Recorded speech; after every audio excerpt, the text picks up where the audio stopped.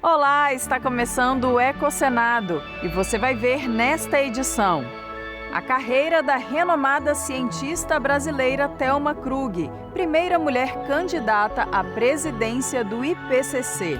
A Ilha do Mel, um paraíso cercado por Mata Atlântica no Paraná. Uma análise do cenário ambiental no Rio Grande do Sul, que enfrenta o seu pior desastre da história. E a situação de bairros de Maceió com impacto no solo por causa da exploração da salgema pela mineradora Braskem.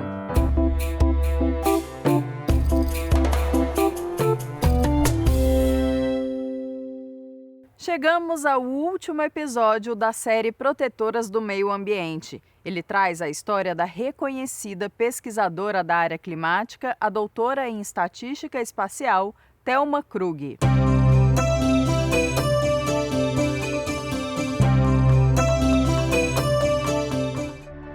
Desde muito pequena eu sempre fui muito estudiosa, muito impulsionada pela minha mãe, que não tinha ensino primário. Mas era uma pessoa autodidata, tinha uma cultura assim fantástica. A formação na área ambiental começou quando ela entrou no Instituto Nacional de Pesquisas Espaciais, o INPE, em 1982. Em pouco tempo, Thelma assumiu a chefia da divisão de sensoriamento remoto, trabalhando com imagens de satélites. E liderou a equipe que desenvolveu uma ferramenta que existe até hoje, o PRODES, Sistema de Monitoramento de Desmatamento da Amazônia. Naquela época ele era muito mais... não era tão robusto no sentido de que ainda se utilizava o detalhamento à mão, né, na identificação dos desmatamentos nas imagens de satélite, coisa que depois, quando eu me tornei coordenadora da área de observação da Terra dentro do INPE, alguns anos depois, conseguimos então, com a equipe toda de processamento de dados, migrar para o que a gente chama do PRODES automático, né, automatizado, ou PRODES digital, como a gente chama, e daí conseguiu-se um avanço assim, fantástico. Foram 37 anos no INPE e muitos outros desafios. Ela participou ainda da criação do Sistema Operacional de Monitoramento de Queimadas, foi professora do programa de mestrado que o Instituto oferece e, enquanto estava lá, aceitou convites para assumir cargos políticos, um deles na Secretaria de Mudanças Climáticas do Ministério do Meio Ambiente. Foi aí que a gente deu um primeiro passo para a Política Nacional sobre Mudança do Clima, o Fundo Nacional sobre Mudança do Clima, e que depois teve outros desdobramentos, como o Plano Nacional, daí já debaixo de uma outra gestão. Eu acho que foram grandes oportunidades que surgiram na minha vida, me deram assim uma evolução na minha carreira, tendo assim uma visão muito mais abrangente, muito mais sinótica e entrando dentro dessa justamente ligação, essa ponte entre a ciência e a política. Essa trajetória dentro do INPE foi riquíssima. O Instituto era minha segunda casa, né? Eu me lembro muito de que, imagine, né, entrando em 82, nós não tínhamos as facilidades que existem hoje digitais, né? Ou seja, não existiam computadores. Eu era chefe de divisão que eu saía sempre depois da meia-noite. Sábado e domingo era dia comum de trabalho, né? Foi uma trajetória árdua, mas muito feliz. Eu só me aposentei em 2019, depois de 37 anos, por conta daquela desconfiança que houve no governo no recente passado, sobre a credibilidade dos dados do desmatamento na Amazônia. Eu não pude aceitar isso, eu tive um inconformismo enorme e não podia ficar como conivente àquela situação. Eu tinha que sair para gritar que aquilo não fazia o menor sentido e que era um desrespeito a toda a equipe do INPE que trabalhou e trabalha arduamente para gerar esses dados. Como o desmatamento está em grande parte vinculado às alterações climáticas, Thelma não poderia ter deixado de atuar no painel intergovernamental sobre mudanças do clima, o IPCC. Em 2002, seu nome foi indicado para ser co-presidente da Força Tarefa em Inventários Nacionais de Gases do Efeito Estufa. Foi então o primeiro passo mais profundo para entrar dentro da área de clima, apesar de que eu já tinha participado como autora de um relatório especial sobre o uso da terra, mudança de uso da terra e florestas. O Brasil, um país extremamente respeitado pela qualidade das negociações internacionais, da postura, da firmeza, no sentido também de assegurar não só o lado brasileiro, mas assegurar o lado dos países em desenvolvimento. Nossa política ambiental é entendida como uma das políticas mais fortes do mundo, né? Ou seja, a dificuldade da implementação. O Brasil é um país muito diverso, um país muito grande, né? Um país continental. Thelma foi reeleita por mais um ciclo, ficou na função até 2015. Desenvolvendo manuais metodológicos para estimativa de emissões em todas as áreas: energia, processos industriais, agricultura, uso da terra, resíduos. As conquistas não param por aí. No final desses 2 ciclos, Thelma Krug foi a primeira mulher a assumir uma das 3 vice-presidências do IPCC, cargo que ocupou até 2023. Essa parte da matriz energética, do rumo aos renováveis, o Brasil já é exemplar. Fizemos vários relatórios metodológicos. O presidente do IPCC à época, né, designou aos 3 vice-presidentes tarefas específicas, e a minha foi de comunicação. Eu acho que até é meio natural, né? Eu gosto de conversar, eu tenho uma facilidade de também tratar com os países, né? Com os representantes, alguns são altos escalões dos governos, não é? Ainda no ano passado, mais uma realização: a primeira indicação feminina à presidência da instituição em 34 anos de existência. Antes disso, nunca havia tido nomeação de mulheres para esta posição, né? E apesar de todo o empenho do governo brasileiro, todo o empenho do Itamaraty, de todos os embaixadores, de todos os colegas, secretários, infelizmente, apesar de ter chegado ao final, não foi possível.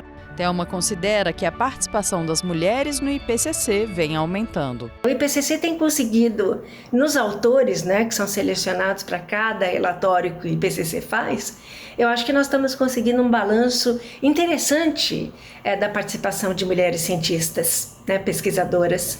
Então, por exemplo, nesse último ciclo do IPCC, que foi de 2015 a 2023, a participação em todos os relatórios, né, tirando uma média, foi de 32%. No ciclo anterior, ele foi de 25%. Mas o problema não está nem no próprio IPCC.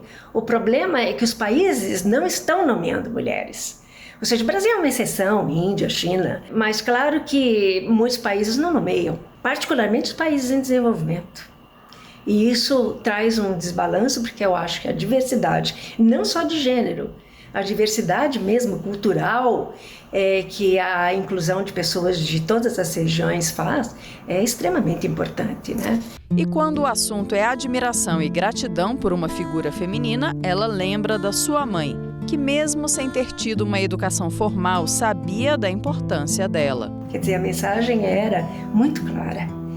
Eu quero que vocês estudem, sejam alguém na vida. Porque a família, os filhos, vão seguir muitas vezes o seu rumo, né?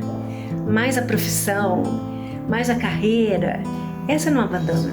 Thelma conta que também é inspirada por todas as mulheres batalhadoras que lidam com cargas pesadas do dia a dia. Na verdade, você sabe, acho que isso faz uma diferença quando a gente está em processos de negociação. Porque as mulheres são mais objetivas no meu ponto de vista. Eu sempre digo que não faz muita diferença ser diretor mulher, presidente homem. Os caminhos são diferentes. Pode-se chegar exatamente no mesmo ponto ao final, mas a forma como se chega é diferente. E talvez essa diferença tenha sido construída e seja construída ao longo de toda essa luta, de todos esses desafios que vão tendo que ser diariamente superados, né? Então, me inspiro em todas. E é uma alegria ser mulher. E se existir uma próxima encarnação, eu gostaria muito de voltar como mulher, gostaria de voltar e viver tudo isso de novo.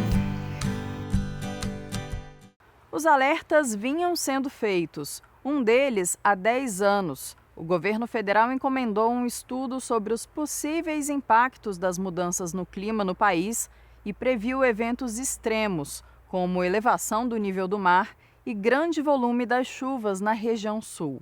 E apontou soluções, que não foram tomadas. Os temporais que começaram no dia 27 de abril no Rio Grande do Sul provocaram a já considerada pior tragédia climática do estado, com mais de 1,5 milhão de pessoas afetadas. Nós conversamos com a especialista em conservação da ONG WWF Brasil, Elga Correia, sobre o assunto. Esses eventos eles têm origens em diversos fatores, né? Um deles é a variação natural e o El Niño, que causa tradicionalmente momentos de seca no norte do Brasil, enquanto maior umidade na região sul. Mas o que a gente observa esse ano, particularmente para o Rio Grande do Sul, ele está muito além do que historicamente era conhecido para a região. Mas a gente também tem a influência da nossa ação mudando o uso e a cobertura do solo. Quando a gente desmata, por exemplo, nós diminuímos o tempo que leva para uma água que cai numa chuva, numa cabeceira de um rio, chegar a essas partes mais baixas, que são exatamente as que estão sendo inundadas. Então, quando removemos a vegetação natural, a gente acelera a água que cai para chegar nas áreas mais baixas, e essa água também ela não fica no sistema recarregando as nascentes, que é o que garante a gente ter água durante a estação mais seca. Mas além disso, no Rio Grande do Sul esse ano, nós temos um efeito pronunciado das mudanças climáticas. E como que isso está acontecendo?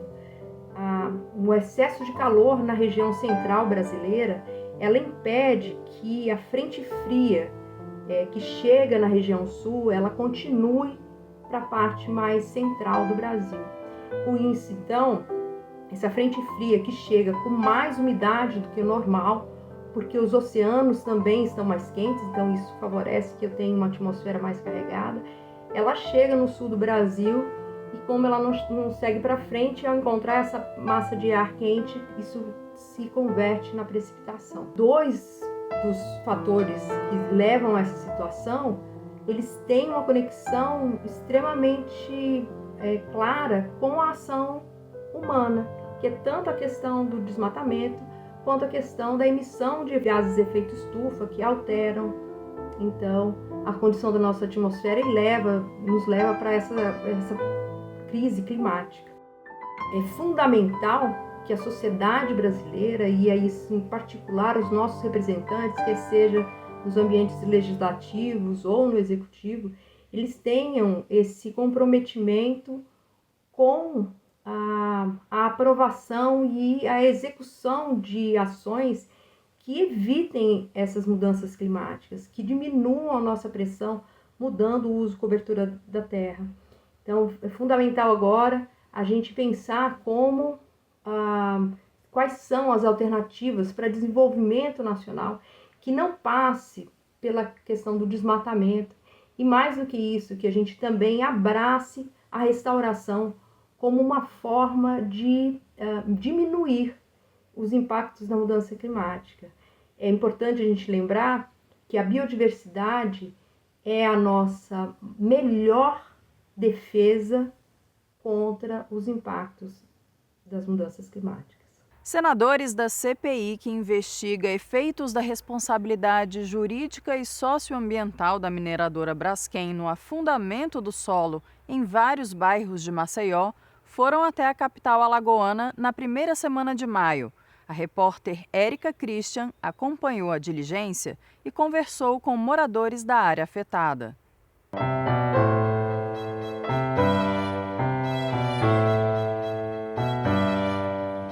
A comitiva da CPI conheceu a central de monitoramento da Braskem e a sede da Defesa Civil de Maceió, que acompanham a movimentação do solo em tempo real. Eles também passaram pelos 5 bairros desocupados por questão de segurança, além daqueles que estão nas áreas monitoradas e que não são oficialmente consideradas de risco, e viram de perto os problemas causados pelos quase 50 anos de mineração. A extração de salgema, usado na fabricação de PVC, começou há quase 50 anos aqui em Maceió. A Braskem tinha 35 minas que foram fechadas por decisão judicial e que agora estão sendo preenchidas com areia para garantir a estabilidade do solo. Um laudo de 2019 do Serviço Geológico do Brasil comprovou que o afundamento de casas e ruas era consequência da mineração. A Braskem não respeitou o limite mínimo de 150 metros entre as minas. Isso fez com que as cavas se juntassem e formassem uma espécie de buraco gigante no subsolo. Além de rachaduras, os moradores alegam que convivem com água minando do solo. Esse é o caso do quintal da Dona Beth. Ela nos contou que aqui era uma área de lazer da família e onde ela cultivava uma horta. Hoje, o local está completamente alagado e afundando. Era seco, era a coisa mais linda do mundo, era meu quintal. Tinha fruteira, tinha plantações, tinha pé de caju, que eu pegava caju com as mãos, eu dava banana para os vizinhos. E eu vejo o meu quintal nessa situação que você está vendo aí. Jacaré, cobra, o meu muro de caiu todinho por causa da água, entendeu? E esse quintal nunca mais secou, nunca mais, de só a chuva serena que vier. É assim. Pode botar ouro em pó aqui, não adianta mais, a gente não quer ficar. O solo, a gente não confia mais no solo. Eles dizem que está em criticidade 01. Quem vai confiar? E agora, daqui uns tempos, a gente vai ter que sair. Então, tirem logo nós precisamos sair daqui, a gente não quer mais viver aqui. Aqui não tem mais nada, aqui não tem uma farmácia, aqui não tem um açougue, né? Não tem nada não, pra gente viver. Só quem mora aqui mesmo, quem sabe. Após ouvirem o relato do Ministério Público Federal e de moradores, os senadores cobraram uma revisão dos acordos já fechados para quem deixou suas casas e a retirada das pessoas que vivem nas áreas monitoradas. Nós estamos aqui por causa de 15 mil famílias, especificamente 15 mil famílias, ou um pouco mais de 15 mil famílias que foram afetadas diretamente, que se acham lesadas em alguns direitos que não foram dados. Essas pessoas não irão retornar para essas áreas onde elas moravam antes. Agora, se esses acordos que foram feitos entre esses órgãos, fazer ciclovia, duplicação de avenida e tal, até hoje eu não vi nenhum benefício para aquelas pessoas que moravam aqui. Nós precisamos ter uma solução para isso, né? A gente deve questionar o porquê a empresa que tem um acordo de quando a área de risco 0 ou 1, essa população era removida ou indenizada, por que eles mudaram essa interpretação? Tem muitas coisas que podem ser feitas para diminuir as perdas materiais, revendo alguns termos do acordo que foi firmado. Agora, compensar as dores vai ser quase impossível. Você conhece a Ilha do Mel? Ela fica no litoral paranaense a somente 1h30 de Curitiba. 2 importantes unidades de conservação foram criadas no local para proteger o bioma mais devastado do Brasil, a Mata Atlântica. Um paraíso de 25 quilômetros quadrados na costa do Paraná, resultado de formações geológicas e sedimentares decorrentes de milhares de anos. Esta é a Ilha do Mel.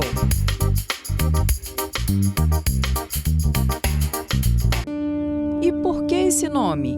O seu Nelson, que mora aqui há quase 40 anos, cita 3 possíveis versões. Uma pela coloração da água aqui próximo dos mangues e nas desembocaduras dos córregos, ela tem a cor do mel. A segunda porque existia uma família que era de militares que o sobrenome era Mel, né? Eram alemães. Aí o pessoal, nos anos 40, disse, vamos para a Ilha dos Mel, que era da família Mel, né? E a terceira é uma particular minha, que a Ilha do Mel, em Gênesis, na Bíblia, né? Nos 6 dias antes de Deus descansar, quando ele formou o mundo, né?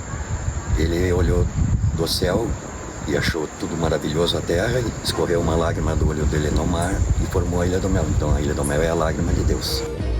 A Ilha do Mel está na região de maior área contínua de Mata Atlântica no mundo.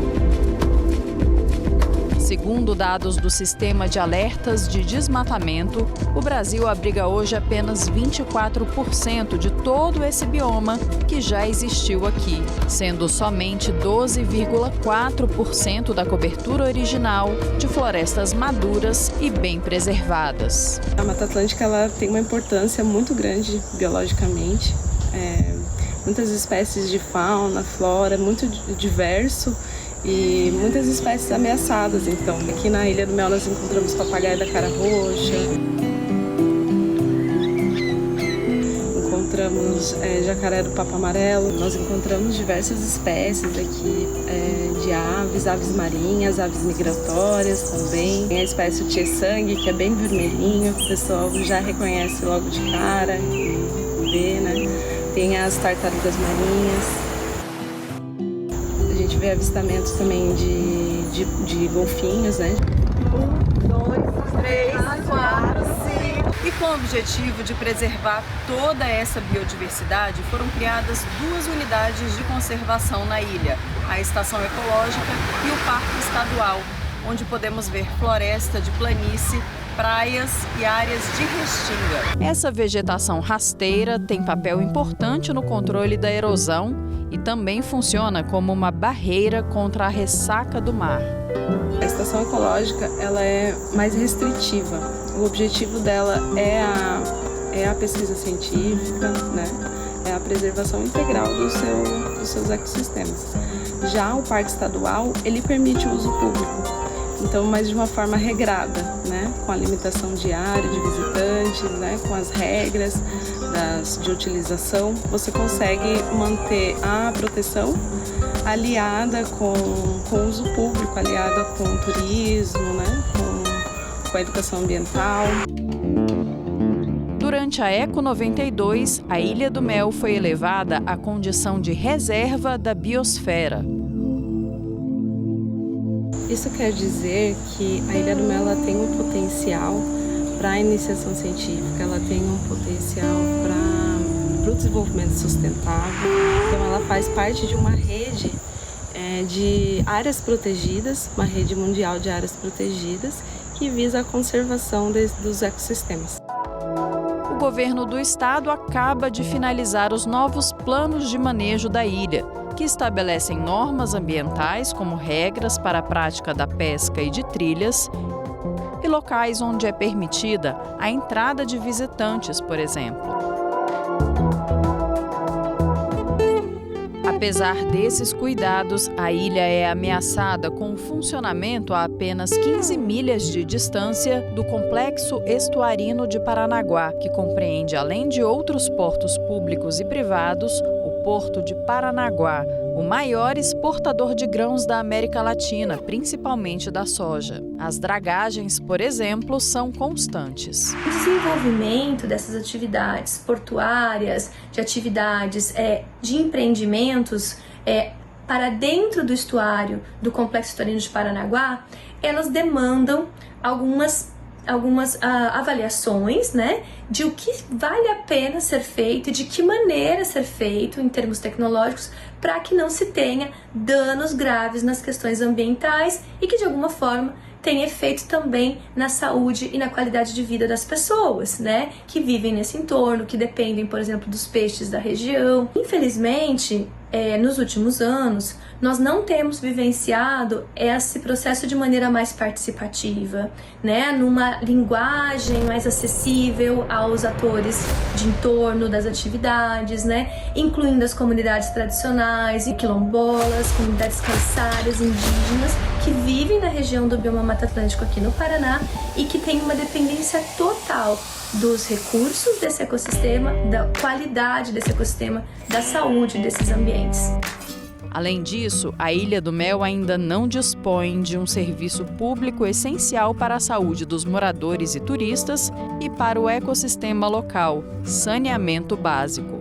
Todas as residências, empreendimentos do comércio e serviço têm que ter um sistema próprio de tratamento e destinação final deste efluente, que é a fossa filtro sumidouro, né, até que seja promovido a rede pública de coleta e tratamento do efluente sanitário na Ilha do Mel. Está em fase de estudos, né, em procedimento de licenciamento ambiental, justamente para viabilizar a implantação do sistema de esgotamento sanitário na Ilha do Mel. O contraste entre a exuberância da natureza e a falta de um sistema de esgoto adequado chama a atenção dos turistas. Foi o caso da Juliana, que esteve pela primeira vez na ilha no verão deste ano. Uma das maiores expectativas que foram superadas era a temperatura da água, além de entender assim, muita vegetação densa de Mata Atlântica. Quando a gente olha lá para o nosso verão norte, nordeste, a gente vê muitas palmeiras, muitas árvores diferentes, e aqui a gente tem uma exuberância de Mata Atlântica, com muita umidade. Um outro ponto que bastante me chamou a atenção ao chegar aqui nessa região da ilha especificamente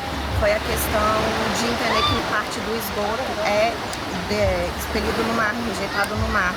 E aí tem áreas que ficam com mau cheiro, que são impróprias para banho. Isso foi algo que trouxe o impacto porque a gente está vindo para uma área de uma reserva, um parque ambiental. E a ideia é que isso fosse, assim, tivesse uma maior consciência, tanto da comunidade, até mesmo entendendo uma maior atenção do poder público. Essa é uma grande problemática que a gente vem enfrentando na Ilha do Mel, do lado de Encantadas, em virtude do lançamento clandestino de esgoto sanitário, né? Todo o canal de drenagem, os rios que tem nessa região, eles são direcionados para o mar. O senador paranaense Flávio Arnes acredita no potencial turístico do local para que estes problemas se resolvam. Nós temos que preservar, conservar, promover a Ilha do Mel no nosso estado do Paraná. O grande desafio é produção da natureza, chamarmos as pessoas para apreciarem tudo aquilo que a natureza oferece, com a preservação do meio ambiente. É um caminho que gera emprego, gera renda e promove todas as belezas que fazem parte do nosso país. Nós ficamos por aqui. Muito obrigada pela sua companhia. Se você quiser rever ou compartilhar este programa, acesse senado.leg.br/tv ou youtube.com/TV Senado. Até o próximo EcoSenado.